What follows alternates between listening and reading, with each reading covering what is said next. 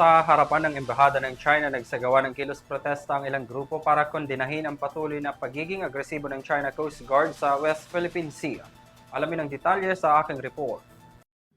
Muling iginiit ni Philippine Coast Guard Commodore J. Tariela na hindi sila gagamit ng water cannon. Ito'y kahit pasunod-sunod ang pagiging agresibo ng China, pangaharas at iba pang coercive actions laban sa mga sundalo at mangingisdang Pilipino sa West Philippine Sea.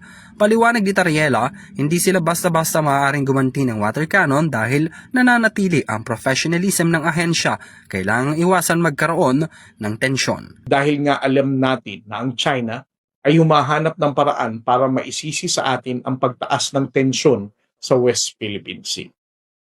The moment we use our water cannons, the Chinese Coast Guard may have a justification to increase their aggression to the next level. Maaaring mas mataas na tensyon ang kanilang susunod na gawin at isisi sa atin ang kanilang aggressive response. Pero ang ilang grupo patuloy na kinokondena ang China dahil sa walang habas na pambubuli nito sa ating mga karagatang sakop. Kanina nagsagawa ng kilos protesta ang Filipinos Do Not Yield Movement sa harap ng Chinese Embassy para igiit ang ating karapatan sa ating mga teritoryo at paglabag ng China sa 2016 Arbitral Award, lalo na sa loob ng Exclusive Economic Zone ng Pilipinas.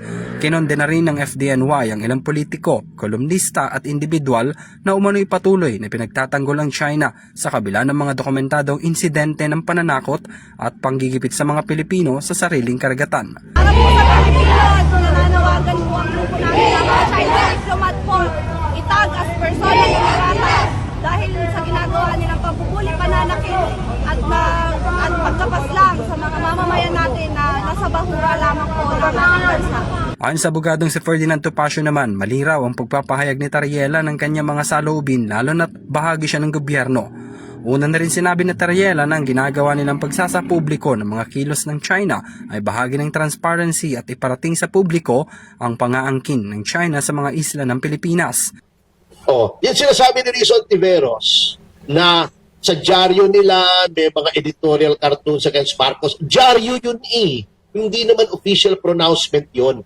Si Tariela is an official of the Coast Guard. So, dapat be control po siya unless we have abdicated, unless Malacanang has abdicated the setting of foreign policy direction to a mere Commodore of the Coast Guard. Hindi tama yun He should have been silently taken to task. Ayan, hindi lalakas ang loob ni Tariela. Sige, awayin natin ng China. Sino bang mawawalan? Hindi pareho. Sa ngayon, 15 senador na ang nagpahayag ng kanilang pagkondena kasunod ng kritisismo ng China sa mga opisyales ng gobyerno. Sa huli, nanawagan ng grupo ng FDNY Chairman, Emeritus Dr. Antonio Guisha, sa publiko na maging mapanuri laban sa maling impormasyon at manatiling nagkakaisa sa pagtatanggol sa soberanya at karapatan ng Pilipinas. Tinapos nila ang kilos protesta sa mga panawagang tumututol sa tinaguriang 9-dash line claim ng China at panawagang umatras ang Beijing mula sa mga lugar na saklaw ng EEZ ng bansa. Para sa EuroTV News, ako si Henry V. Nicolas, sumasaludo sa bawat Pilipino.